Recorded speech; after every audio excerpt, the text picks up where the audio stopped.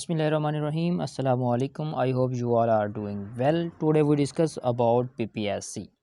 PPSC क्या होता है, इसकी तैयारी कैसे की जाती है। सब लोगों का यही क्वेश्चन होता है कि इसमें कौन कौन से सब्जेक्ट्स हैं, इसको कैसे तैयार करें, पेपर किस टाइप का। What is PPSC? PPSC stand for Punjab public service commission. ये एक मुकाबले का एग्ज़ाम है जो गवर्नमेंट की पॉलिसी के तहत डिफरेंट पोजीशंस पे कैंडिडेट को हायर किया जाता है पंजाब में। इसके बाद आ जाता है कि इसमें कौन कौन से सब्जेक्ट्स हैं, वो इसमें आ जाता है इंग्लिश है, उर्दू है, Islamic study, average science, current affair, Pakistan affair, general knowledge, computer science वगैरह इसमें आते हैं।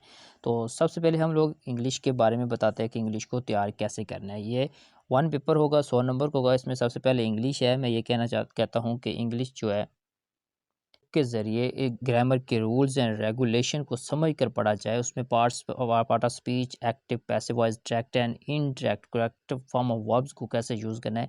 इन सब चीज़ों को करने के लिए वेन मार्टन की जो ग्रामर की बुक है, ये बहुत इंपॉर्टेंट बुक है। इसको रीड करने से इंग्लिश की ग्रामर जो है, ओनली इंग्लिश की ग्रामर बहुत अच्छी हो जाती है।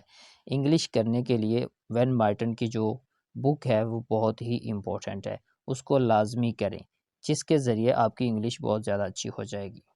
इंग्लिश के बाद आ जाता है उर्दू। उर्दू आजकल का बहुत ही मुश्किल क्वेश्चंस हो चुका है। उर्दू जितना इजी लगता है लेकिन उससे ज़्यादा ही कई गुना मुश्किल है। जैसा कि पेपर्स में देखते हैं तो पता ही नहीं चलता कि ये क्वेश्चन कहाँ से आया है और कैसे इसको पढ़ना है, कैसे हल करना है।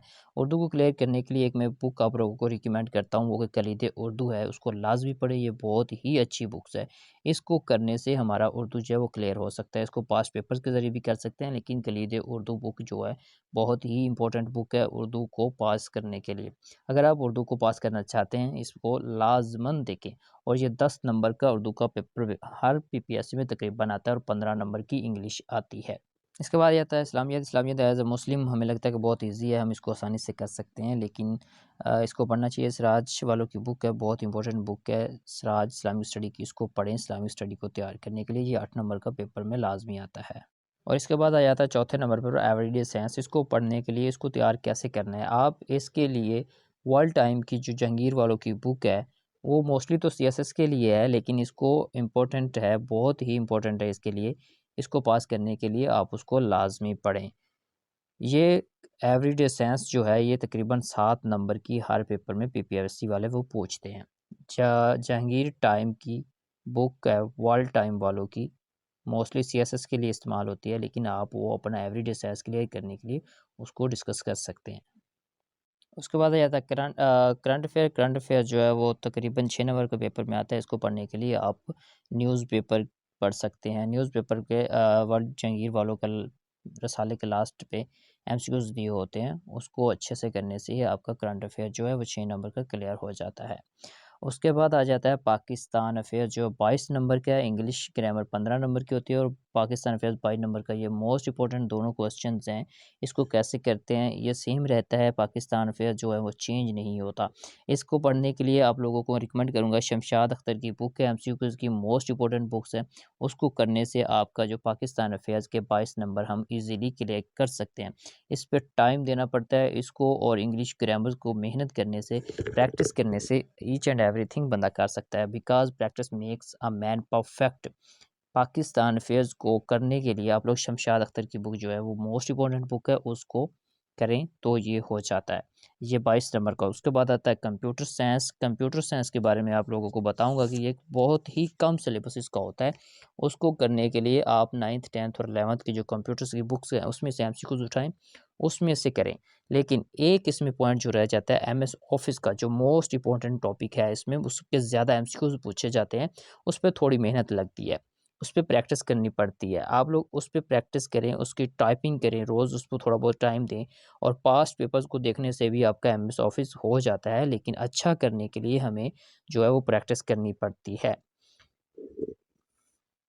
कंप्यूटर साइंस के बाद आ जाता है जियोग्राफी। जियोग्राफी और जीके के दोनों को मिलाकर 18 नंबर का पेपर पीपीएससी वाले पूछते हैं, और ये मोस्ट इंपॉर्टेंट टॉपिक ये भी है। और हम जियोग्राफी को कैसे करें, किस तरह पढ़ें, इसको मैं आपको ये इस तरह बताऊंगा कि वर्ल्ड मैप लें, पाकिस्तान का मैप लें, डिफरेंट रीजन्स के मैप आपके पास होने चाहिए, कॉन्टिनेंट के मैप्स होने चाहिए, इंपॉर्टेंट कंट्रीज़ के मैप लें। इन सब मैप को मिलाकर आप लोग पढ़ें, उनको तज्जिया करें, उन चीज़ों को समझें। उनकी बाउंड्रीज़ को समझें। उसके बाद आप जाकर जियोग्राफी जो वगैरह है इसको बहुत अच्छे तरीके से कर सकते हैं। जियोग्राफी को ये मैप के ज़रिए ही हम इसको कर सकते हैं और ये क्लियर हो जाता है। ये सबसे इतना मुश्किल नहीं होता, लेकिन इनको अगर मैप की आप स्टडी करते हैं, मैप के ज़रिए हम इसको बहुत अच्छे तरीके से तैयार कर सकते हैं। उसके बाद आ जाता है आपका जीके। जीके जनरल नॉलेज होता है, इसको करने के लिए हम कारवां की एनसाइक्लोपीडिया की बुक जो है वो यूज़ करेंगे। एनसाइक्लोपीडिया मोस्ट इंपॉर्टेंट बुक है। उसके मैथ में जनरल साइंस एंड एबिलिटी की जो बुक होती है ये मोस्ट इंपॉर्टेंट बुक है। वही मेन चीज़ है इसमें, उसी में वही होती है।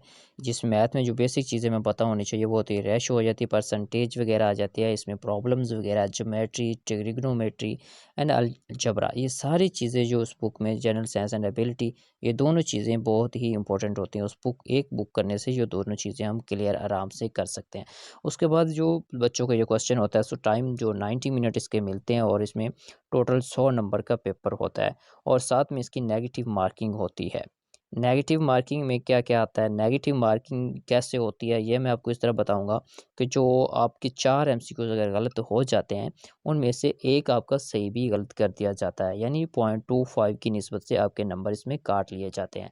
ये होती है नेगेटिव मार्किंग। इसमें इतना इश्यू नहीं होता, लेकिन अगर अच्छे से तैयारी की गई हो तो इंशाल्लाह ये पास हो सकता है। अगर ये जिस तरह मैंने आप लोगों को जो बुक्स बताई हैं, इन बुक्स को डिस्कस करने से जो लोग ज़िलेदार की तैयारी कर रहे हैं, ज़िलेदार की तैयारी के लिए भी यही बुक मोस्टली इस्तेमाल होंगी। आप लोग ये बुक को अलग-अलग तरीके से, अच्छे तरीके से अगर पढ़ते हैं तो आपका ज़िलेदार का पेपर कहीं भी। मेरी ये वीडियो आप लोगों को अगर अच्छी लगी तो मेरे चैनल को सब्सक्राइब करें ताकि मेरी नई आने वाली वीडियो आप तक बआसानी पहुँच सके।